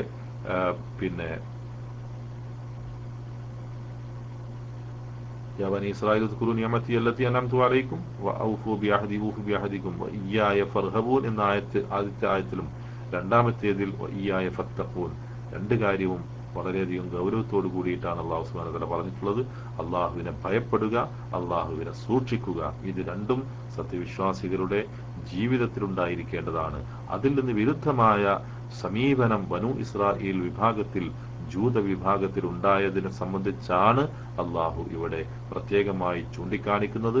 ഇനി ജീവിക്കുന്ന സമൂഹമായ മുസ്ലിം സമൂഹത്തിനും യഥാർത്ഥത്തിൽ ഇത്തരം കാര്യങ്ങളിൽ വലിയ പാഠമുണ്ട്. ആ പാഠം മുസ്ലിം സമൂഹത്തെ അല്ലാഹു സുബ്ഹാനഹു വ തആല ഓർമ്മിപ്പിക്കുകയാകുന്നു യഥാർത്ഥത്തിൽ ഇവിടെ ചെയ്യുന്നത്. ബനൂ ഇസ്രായേൽ വിഭാഗത്തിന് സംഭവിച്ചതുപോലെയുള്ള ദുരന്തങ്ങൾ നിങ്ങളിലും സംഭവിക്കാതിരിക്കട്ടെ എന്ന് അല്ലാഹു നമ്മോട് പറയുകയാണ്. അതുകൊണ്ട് അല്ലാഹുവിന്റെ നിയമങ്ങൾക്ക് വിധേയമായിക്കൊണ്ട് ജീവിക്കുക എന്നാണ് അല്ലാഹു സുബ്ഹാനഹു വ തആല ഇവിടെ പഠിപ്പിക്കുന്നത് എന്ന കാര്യം പ്രത്യേകമായി ഈ സന്ദർഭത്തിൽ നിങ്ങളെ ഓർമ്മിപ്പിക്കുകയാണ്. അല്ലാഹു സുബ്ഹാനഹു വ തആല അള്ളാഹുവിന്റെ അനുഗ്രഹങ്ങൾ ആസ്വദിച്ചു കൊണ്ടിരിക്കുന്ന, ഏത് സന്ദർഭത്തിലും അള്ളാഹുവിന്റെ അനുഗ്രഹങ്ങൾക്ക് വിധേയമായി കൊണ്ടിരിക്കുന്ന ആളുകൾ എന്നുള്ള നിലക്ക് അള്ളാഹു സുബ്ഹാനഹു വ തആലയുടെ നിയമനിർദ്ദേശങ്ങൾ പൂർണ്ണമായും പാലിക്കുവാനും ആ നിയമനിർദ്ദേശങ്ങൾക്ക് അനുസൃതമായി ജീവിക്കുവാനും, അങ്ങനെ ജീവിച്ചുകൊണ്ട് അള്ളാഹുവിന്റെ മുമ്പിൽ അള്ളാഹുവിന്റെ സ്വർഗം ലഭിക്കുന്ന മഹാഭാഗ്യവാന്മാരുടെ കൂട്ടത്തിൽ ഉൾപ്പെടുവാനും നമ്മൾ പരിശ്രമിക്കേണ്ടതുണ്ട്. അല്ലാഹു സുബ്ഹാനഹു വ തആല അതിന് നമ്മെ അനുഗ്രഹിക്കുമാറാവട്ടെ. ബനൂ ഇസ്രായേൽ വിഭാഗങ്ങൾക്ക് സംഭവിച്ചതുപോലെയുള്ള ദുരന്തങ്ങൾ അള്ളാഹുവിനോടുള്ള നന്ദികേട് നിമിത്തം, അള്ളാഹുവിനോടുള്ള അനുസരണക്കേട് നിമിത്തം, അള്ളാഹു അവർക്ക് നൽകിയ അനുഗ്രഹങ്ങളെ മറന്നു കളഞ്ഞത് നിമിത്തം, പ്രവാചകന്മാരെ ധിക്കരിച്ചത് നിമിത്തം, പ്രവാചകന്മാരെ കൊല ചെയ്തത് നിമിത്തം, അവർക്ക് അവതരിപ്പിക്കപ്പെട്ട വേദഗ്രന്ഥങ്ങളെ പിറകോട്ട് തള്ളിക്കളഞ്ഞത് നിമിത്തം അവർക്ക് അള്ളാഹു നൽകിയിട്ടുള്ള ദുരന്തങ്ങൾ നാം ഓർക്കുക. അതുപോലെയുള്ള അവസ്ഥ നമുക്കും വരാതിരിക്കാൻ നാം വിശുദ്ധ ഖുർആനിനെ നെഞ്ചോട് ചേർക്കുക. ആ വിശുദ്ധ ഖുർആനിൽ അടങ്ങിയ ആശയങ്ങളെ പൂർണ്ണമായും ഉൾക്കൊള്ളുക. അവയെ പൂർണ്ണമായും ഉൾക്കൊണ്ടുകൊണ്ട് അത് മറ്റുള്ളവർക്ക് പകർന്നു കൊടുക്കുക. അറിവുകൾ മറ്റുള്ളവർക്കും പകർന്നു കൊടുക്കുക. അങ്ങനെ പ്രവർത്തിക്കുന്ന അള്ളാഹുവിന്റെ ഇഷ്ടദാസന്മാരുടെ കൂട്ടത്തിൽ അള്ളാഹു നമ്മെ എല്ലാവരെയും ഉൾപ്പെടുത്തി പെരുമാറാവട്ടെ. ربنا آتنا في الدنيا حسنة وفي الآخرة حسنة وقنا عذاب النار آمين برحمتك يا أرحم الراحمين. وصلى الله على نبينا محمد وعلى آله وصحبه أجمعين والحمد لله رب العالمين والسلام عليكم ورحمة الله وبركاته.